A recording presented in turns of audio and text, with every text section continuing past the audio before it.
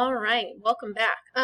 When my last video ended, we had just talked about using ear to talk about things in the future as well as where we're going, so travel and things in the future. Now we're going to talk about the present progressive. The present progressive, it's a tense that's not as used as commonly in Spanish as we use it in English. In English, we use this all the time. In Spanish, we don't use it nearly as much. This is the action in progress. This is the A in your place acronym for a star. That is used when something is currently happening. So you can't use it like if it's going to happen or if it's going to happen in the future. It's only used when that action is happening right now in the moment. Okay? It is the ing form of the verb. And it consists of two parts, the conjugated form of a star, and then your second verb is going to end in either ando or iendo. So ando if it's an AR verb, iendo if it is an ER or IR verb.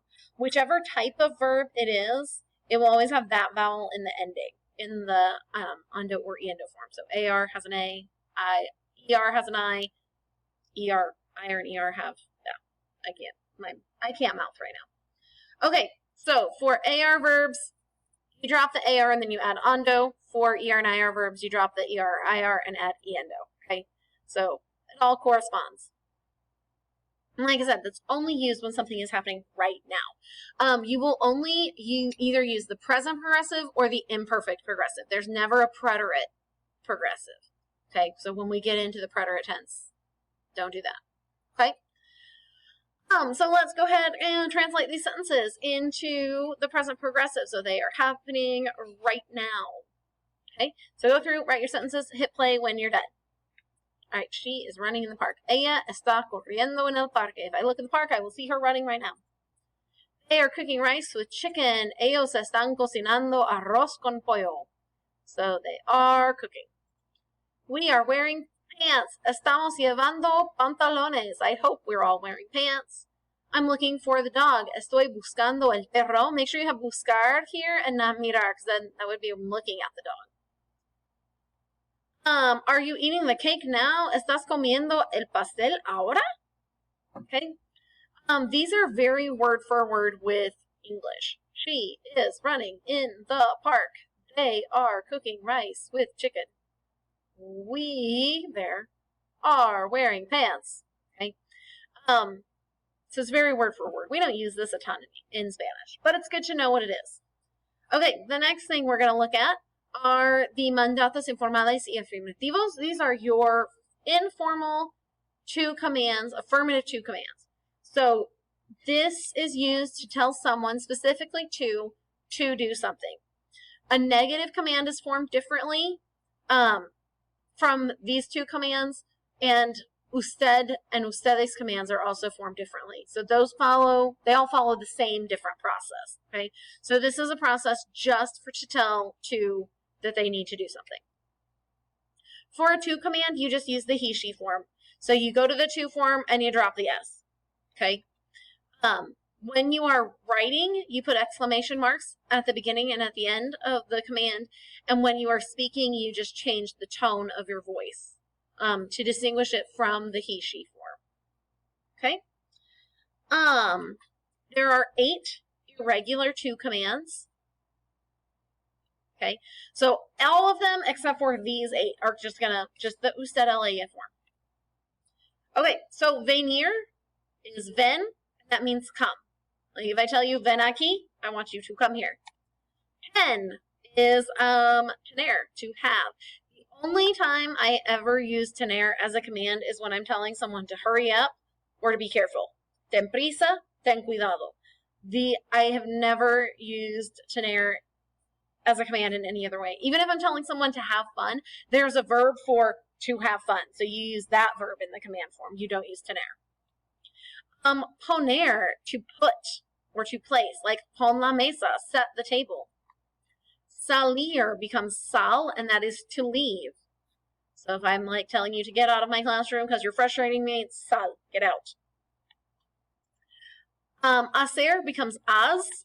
That's make or do, like haz la cama, haz la tarea, make your bed, do your homework. Decir becomes di, which is say or tell, like dime la verdad, tell me the truth, or dime en español, tell me in Spanish. Ser becomes say with an accent mark, has to have this accent mark on it. Otherwise, it becomes a different type of pronoun, or it becomes a pronoun. And we'll talk about that in the next couple of chapters. And that is be, like, say bueno, be good. I don't use that one very often. And ve, which is go. There is a song. Ventem ponsal, ventem ponsal, ventem ponsalas, dice ve, ventem ponsalas, dice ve, ventem ponsalas, dice ve. Okay? And that can help you remember these. As long as you know, like, what the infinitive is and what it means, that's great. There's also the Vendisal as ten weponse. Like, Vin Diesel has 10 weapons, A. You kind of say it with a weird accent. That's another way to remember them. Or you can just memorize them, make flashcards. That's handy dandy. Okay, down below, you have some commands. These are primarily from chapter 6b in the book. I don't remember what page it is, but if you want to look at your old notes, that would be a good place to look. So go ahead and write your commands, and then hit play and check your work. All right, help. Ayuda. Clean the floor, ground floor. Limpia la planta baja. Feed the cat. Da de comer al perro. Don't have come al perro. We don't want to eat the kitty. Cook the chicken. Cocina el pollo. Read the book. Lee el libro. So again, we're just going to the he, she form. Celebrate my birthday. Celebra mi cumpleaños. Leave the room. Sal del cuarto. So you have to leave from the room. So that's where that day comes from. Write the commands in Spanish. Escribe los mandatos en español. Open your book.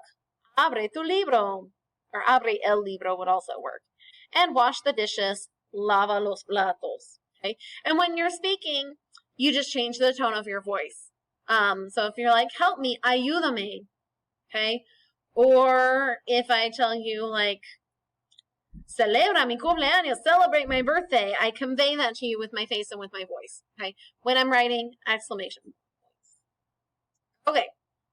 Next, we're going to talk about el preterito. So, the preterite is used to discuss completed actions in the past.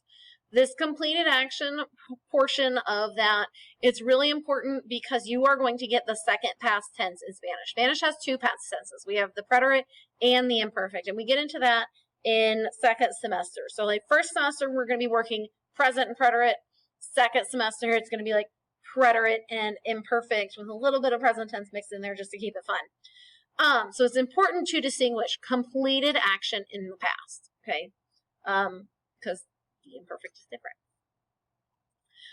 Okay, so in the preterite for AR verbs, your endings are a, aste, o, amos, astes, and ron. The a and the o have accent marks. Okay, so make sure you get those. A, aste, o, amos, astes, ron. ER and IR verbs have the same endings in the preterite. E, iste, io, accent on the o here, not on the I. Imos, istes, and ieron. Okay? Most of your verbs in the preterite are regular. There's a handful of them that we will talk about that are irregular. We don't have stem changing verbs for AR verbs. So if you have an AR verb that's a stem changer in the present tense, it's not going to stem change in the preterite anymore. So we don't have to worry about a ton of stem changing verbs. A lot of the ER verbs that are stem changing in the present tense, they become irregular in the preterite and you just have to memorize them. IR verbs that stem change in the present tense will also stem change in the preterite, and we'll talk about that here as we get to more verbs as that stem change in the preterite. Okay, we do have some spelling changes that happen with car-gar-zar verbs. Verbs that end in CAR, GAR, or ZAR will have a spelling change in the yo form of the preterite tense. Only in the yo form, not the rest of them. So a car verb is going to change from CU, or from C to QU, sorry. And this is to keep the pronunciation the same, because if you have CE In Spanish, that E is going to change the sound of your C to a S. It's going to change it from a hard K to a soft S. So in order to keep our sounds the same, we have to change the spelling, because QU always makes K. So we don't want it to be like, sacé la basura ayer. I took out the trash last night, because sacé doesn't sound like sacar. So when we change that C to a QU, it becomes sacar, or sake, rather. And that sake sounds more like sacar than sacé does. Okay, so we just have to keep the pronunciation the same. Okay, a gar verb, we change the G to a GU, and then we add our E ending. Okay, and again, it's to keep the G hard. We don't want to say juge, we want to say jugue. You don't pronounce the U. The U is silent. It's just there to make this hard, a hard G sound. If it's a zar verb, you change the Z to a C, and then you add the ending. So just like we can't have, when we're making plurals, with like lapis, we have to change the Z to a C. We have to do the same thing here. The letter combination ZE does not exist in Spanish. Okay, this is just to keep the sound the same. Okay, I will have some practice for us in a moment, but first let's talk about ser and ear. Ser and ear conjugate the same in the preterite. You have to use the context to figure out if it's I was or I went. Okay, and it looks like this: fui, fuiste, fue, fuimos, fuisteis, fueron. What I see most commonly is people putting E's up here and they put I's down here. Okay, so it's I's in the first and second person forms, it's E's in the third person. Okay, so fui, fuiste, fue, fuimos, fuisteis, fueron. I went, I was, you went, you were, you were, she went, he, she went, he, she was, we went, we were, y'all went, y'all were, y'all went, y'all were, they went, they were. Okay, so use context to figure out what it means. Okay, I've got some verbs here. Go ahead and translate those verb phrases into Espanol in the preterite, and then hit play when you're done, and that's where this video will stop after we go over the answers. Okay, so hit play when you're done. All right, number 1, she ate, ella comió, accent on the O. We went, nosotros fuimos. They danced, ellos bailaron. You wore, tú llevaste. He looked for, so that's buscar. El buscó, accent on the O, because if you don't have this accent mark here, busco means I look for, present tense. But buscó, accent on the O, he looked for, past tense. Pardon me. Y'all in Spain shared. Compartisteis. I sold, vendí. I played a sport, jugué, with the GU. She began, that's the verb empezar. So ella empezó. So no spelling change here because it's not the yo form. This O is not going to affect the sound of that Z. And y'all, not Spain, decided, ustedes decidieron. Okay, if you have any questions about this, shoot me an email, let me know. Have a great day. Adios.